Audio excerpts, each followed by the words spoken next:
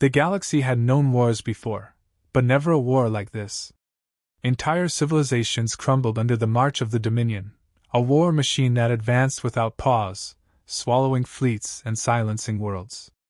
They did not come to negotiate or to share rule, they came to dominate, and they came with the strength to enforce it. In the beginning, the smaller empires had laughed at the first reports, believing the frontline species exaggerated the danger. But the laughter had died quickly when transmissions turned to static, when planets once shining with industry became cinders drifting in silence. The Dominion fought with perfect coordination, cold logic, and numbers that seemed endless. Every attempt to resist collapsed within weeks. Fleets formed of proud coalitions were shattered as if made of glass. Alliances that had endured for centuries began to fracture. A galaxy once defined by politics, treaties, and balance now lived in fear of one advancing shadow. Those who resisted openly were destroyed without mercy. Those who surrendered were enslaved, their leaders humiliated and paraded as trophies. The message was clear: defy us, and you will cease to exist. Submit, and you will exist only to serve. Neither path offered hope. As the Dominion fleets expanded, entire sectors went dark. In the Galactic Council chamber, despair thickened like a fog. The proudest empires whispered of retreat, not strategy. Worlds begged for evacuation, for protection, but there was nothing left to send. The enemy moved too fast, struck too decisively, and adapted too quickly. Technologies that had taken centuries to perfect were stripped of their advantage in months. The war became less about holding ground and more about delaying inevitable collapse. For the first time in history, the galaxy admitted the truth: it could not save itself. A decision was made, a desperate one. There was a name they had sworn never to call upon, a species they had kept at the edge of their alliances, tolerated but never trusted. They remembered their brutal history, their unpredictable aggression, their refusal to submit even when weaker. That species was considered dangerous, unstable, unfit to sit among the so-called civilized humanity. For decades, humanity had been watched warily. The other races saw their rise from a single fragile planet into interstellar power with suspicion. They expanded quickly, fought with a tenacity that others called reckless, and refused to let stronger empires dictate their course.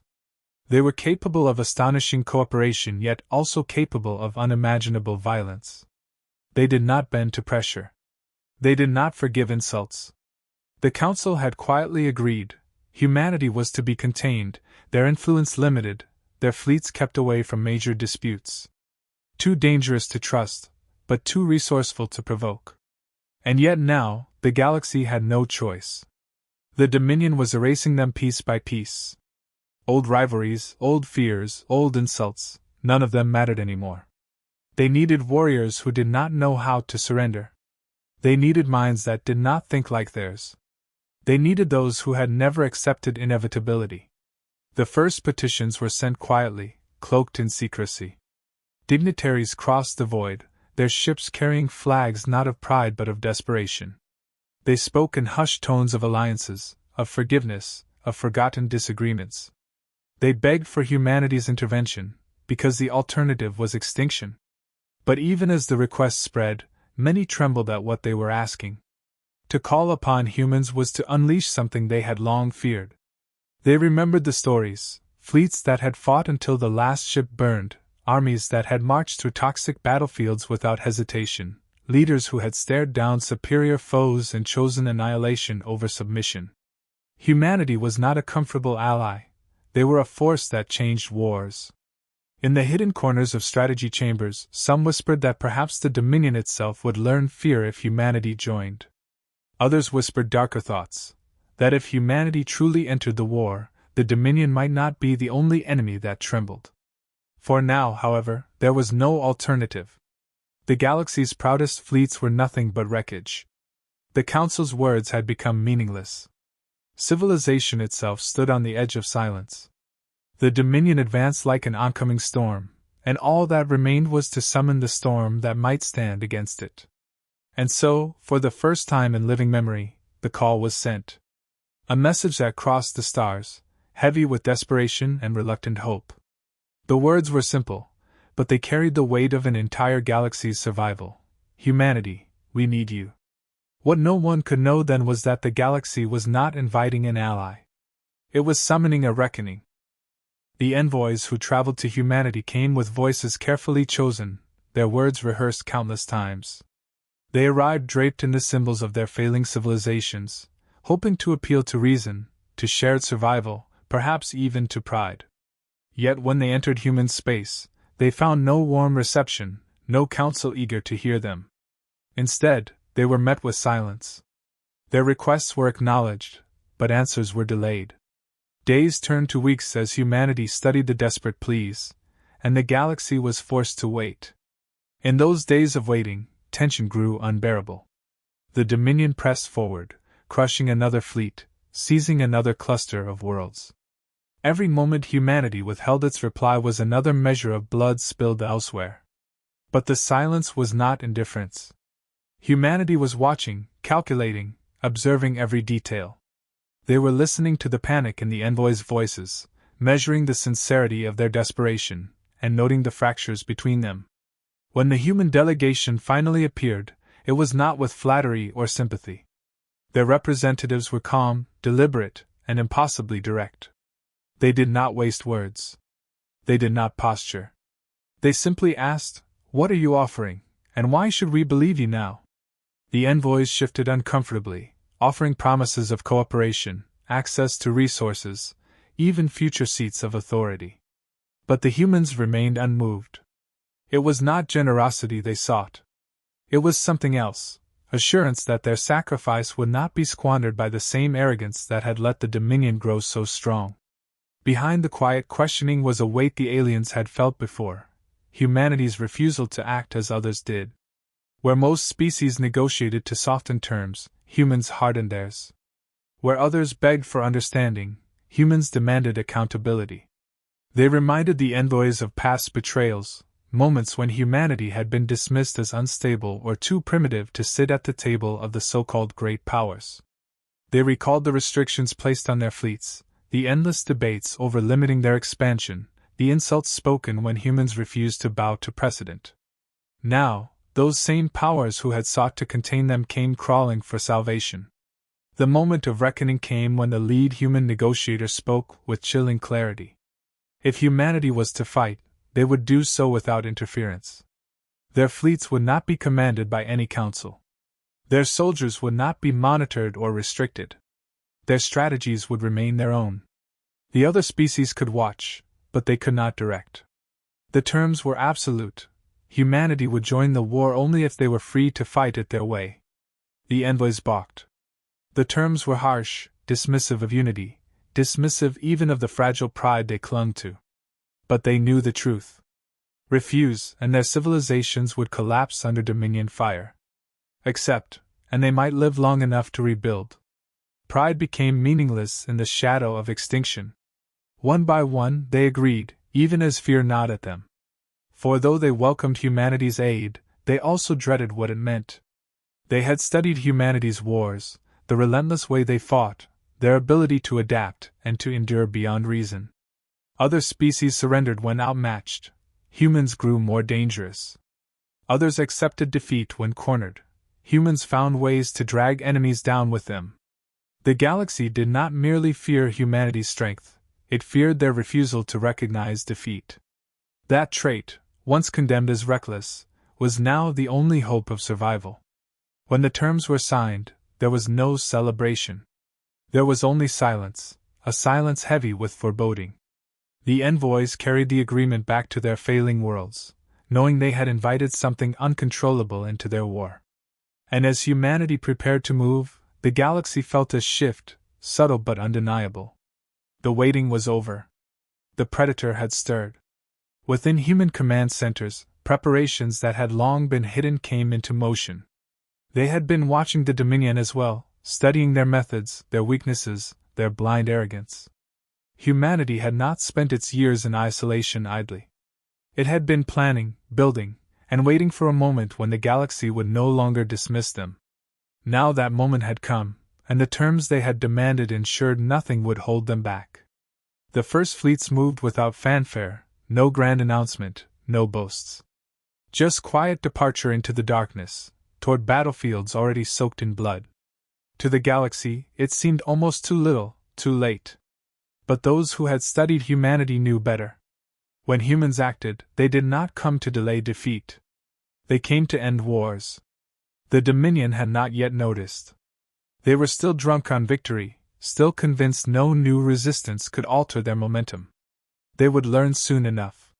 Humanity was not coming to plead for survival. Humanity was coming to wage war.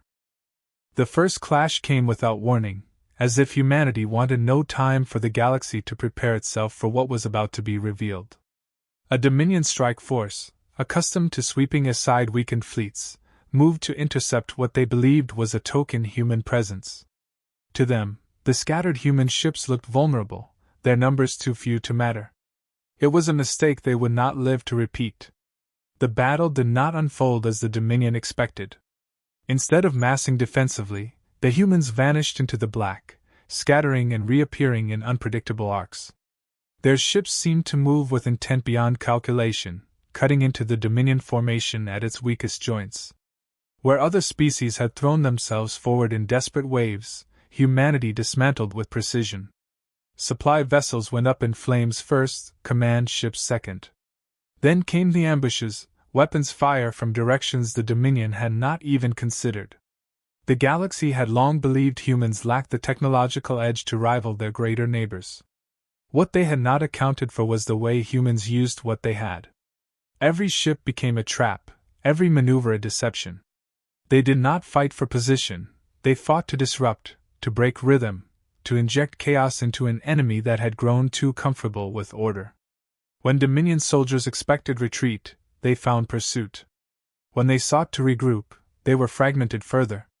The humans never gave them a clear line of battle, never allowed them the comfort of formation. It was as if they were being stalked by predators that had already memorized their every instinct. The watching fleets of the Council could barely comprehend what they were seeing. To them, war had always been about scale, about matching firepower with firepower, attrition with attrition. Humanity saw it differently. They struck at the spine, not the flesh. They ignored the posturing of numbers and went directly for the throat. The Dominion had conquered empires by overwhelming force, but against humanity, force was never enough. The shock deepened when the fighting shifted from ships to flesh. Human boarding parties launched with brutal efficiency, their smaller craft cutting through defenses and latching onto enemy vessels. What followed was something no Dominion warrior had ever known: battle at close quarters against opponents who refused to yield. In those narrow corridors, Dominion soldiers learned what it meant to face an enemy who turned every hallway into a trap, every chamber into a battlefield of desperation and ferocity. Surrender, once a tool of survival for most species, did not exist in the human vocabulary.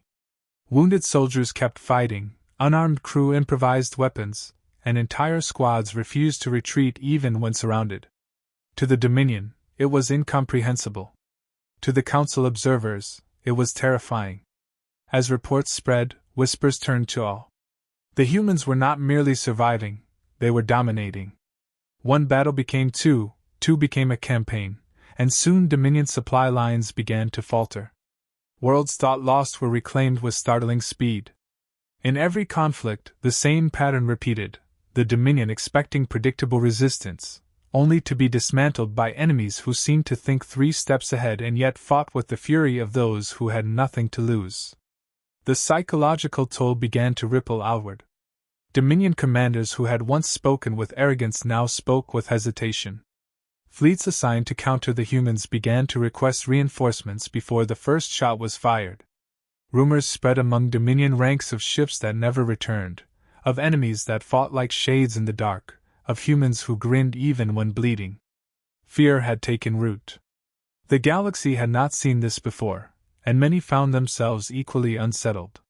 Humanity was proving effective, yes, but their efficiency carried a message. They were not fighting to preserve a balance, not fighting to salvage diplomacy. They were fighting to destroy. They did not hesitate, they did not pause, they did not spare. Their tactics carried no hesitation, no softness, only a ruthless intent that chilled even their allies. For the Dominion, accustomed to victory, it was the first true taste of vulnerability. For the rest of the galaxy, it was the realization that humanity's entrance into the war had changed everything. This was no longer a struggle to endure. This was a war that would be ended, one way or another, by the will of a species that had been waiting for its moment. And the moment was only beginning. The Dominion's aura of inevitability cracked as reports of defeat spread like wildfire.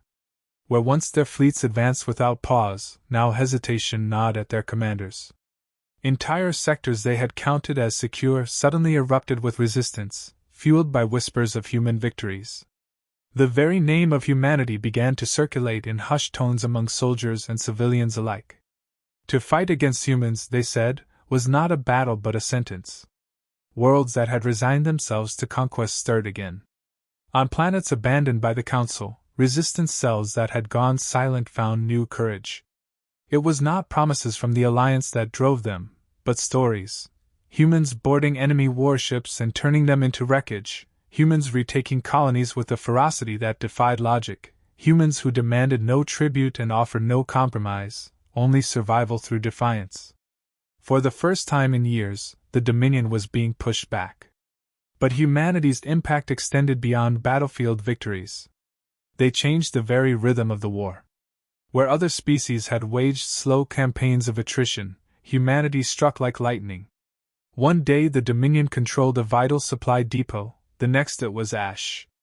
A fleet would vanish in deep space, leaving only fragments scattered across void. They did not grind their enemy down, they shattered him piece by piece, robbing him of cohesion. Their methods unsettled allies as much as enemies. Broadcasts preceded assaults, simple messages transmitted into enemy channels. There was always a choice: surrender now and live, resist and be erased. The Dominion rarely accepted, their pride too rigid, and the result was always annihilation. What disturbed the Council was the cold consistency of it. There was no joy in human ultimatums, no theatrics, only an iron certainty. When the deadline passed, destruction followed. Captured Dominion officers began to speak in tones alien to their kind. These were soldiers who had marched through centuries of victory without faltering, yet now they whispered of terror. They described human soldiers who never stopped advancing, human pilots who turned wrecked ships into weapons, commanders who seemed to anticipate every maneuver. They confessed to fearing shadows, because in every shadow they imagined humans waiting. Among the Council's fleets, respect mixed uneasily with dread. Generals who had once dismissed humanity as reckless now admitted they had underestimated something fundamental. Humans were not reckless, they were relentless. They did not measure battles by acceptable losses. They measured them only by whether the enemy still stood. That difference shifted everything. As campaigns accelerated, Dominion strongholds fell with a speed that stunned the galaxy. What should have taken years unfolded in months. Humanity struck at industrial worlds the Dominion believed untouchable, crippling their production. They cut through supply routes with surgical precision, starving entire fleets. They turned propaganda against their enemy, broadcasting captured evidence of Dominion atrocities to rally conquered peoples into rebellion. The war was no longer one-sided. It was tilting, sharply, against the empire that had once seemed invincible. The Council, though grateful, began to realize the consequences of what they had unleashed. The Dominion had awakened a force that would not stop until the war was ended on human terms. There was no moderation in their advance, no pause to consider diplomacy. Every species had once believed themselves the center of galactic order, yet now they marched in the shadow of an ally that did not ask for permission and did not seek approval. And though victories piled higher, so too did unease. Humanity did not fight like saviors. They fought like executioners, and every world liberated bore witness to their message. Survival demanded resistance, and mercy was not guaranteed. To their allies, it was frightening. To the oppressed, it was salvation. To the Dominion, it was terror made manifest. The empire that had conquered without mercy was finally learning what it meant to be hunted. Their fleets retreated for the first time in memory, not regrouping for counterattack but fleeing to preserve themselves. Their leaders, once arrogant, demanded strategies that no longer worked. Against any other foe, their strength had been overwhelming. Against humanity, their strength only made the collapse more violent. The galaxy now understood. The war no longer belonged to councils or coalitions. It belonged to humanity, and nothing would remain untouched once they were finished. The final phase began not with fanfare but with silence. Human fleets, already feared for their unpredictability, vanished from familiar theaters of war. Dominion commanders, desperate to anticipate their moves, found nothing but false signals and shadows. Then, almost simultaneously, strikes erupted deep inside Dominion territory, not at borders or contested sectors but at the very heart of their empire. What the galaxy had thought impossible was happening before their eyes. The Dominion's core worlds, protected for centuries, were breached with precision. Defensive lines that had stood unchallenged fell in hours, not weeks. Human fleets bypassed fortified choke points, appearing where no sane strategist would attack, cutting through layers of defense with surgical brutality. Where others had wasted armies to claim symbolic victories, humanity struck only at vital arteries, industrial hubs, command relays, shipyards. With each blow, the Empire convulsed, its backbone cracking under pressure it had never known. There was no pause between assaults. As one stronghold fell, another was already burning. Dominion leaders scrambled to negotiate among themselves, demanding strategies that no longer existed. They had built their empire on fear and inevitability, yet now their subjects whispered of rebellion, emboldened by human broadcasts promising liberation at a terrible cost. The galaxy that had once bent to their dominance was unraveling, and at the center of it stood humanity, relentless and unyielding. When the Dominion finally attempted diplomacy, humanity refused to listen. The envoys who had once demanded the surrender of worlds now begged for ceasefire. They spoke of compromise, of borders restored, of coexistence. The human reply was neither cruel nor kind, it was absolute. There would be no return to balance, no tolerance for an empire that had enslaved and slaughtered without hesitation. The Dominion had written the terms of war with fire and chains, and humanity had chosen to answer in the same language. The decisive campaign unfolded like a lesson written in destruction.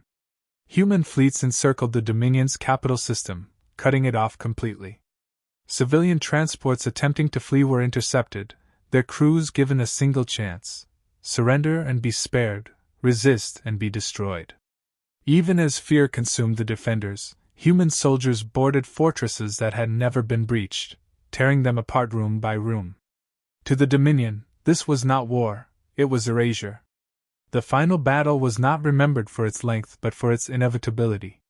The Dominion's last grand fleet, once a symbol of unstoppable power, was reduced to wreckage within hours.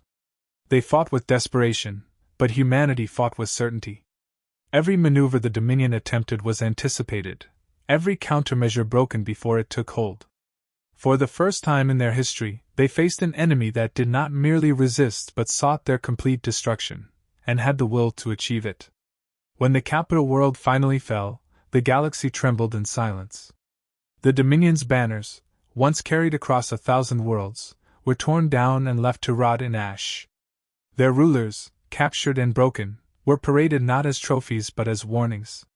Humanity's message was clear: those who built empires on cruelty would not be allowed to rise again. It was not vengeance. It was finality. In the aftermath, the galaxy struggled to understand what it had witnessed. The Council spoke of gratitude, of survival ensured by the very species they had once sought to restrain. Yet gratitude was laced with unease. They had called upon humanity as a last resort, and humanity had answered with a campaign so absolute that it reshaped the balance of power forever. No one doubted that without humanity, the galaxy would have fallen. Yet no one doubted either that humanity's presence had revealed something terrifying: a species that did not fear annihilation, a species that refused compromise, a species that turned war into judgment. Their allies wondered in private whether they had saved themselves or merely postponed another reckoning, one where humanity might no longer be needed but still refused to step aside. What lingered most was the silence that followed. The Dominion was gone, erased so completely that their name became a warning rather than a memory. And through every surviving world, a single truth echoed: when humanity joins a war, it does not end in truce or treaty. It ends in victory, and the price is always final. The galaxy had trembled when the Dominion rose. It trembled even more when humanity stood against them. And long after the ashes cooled, it would continue to tremble, for it had seen what humans were capable of when pushed to the edge. They had not come to preserve the order of the stars. They had come to prove that no empire, no matter how vast, could ever break the will of humanity.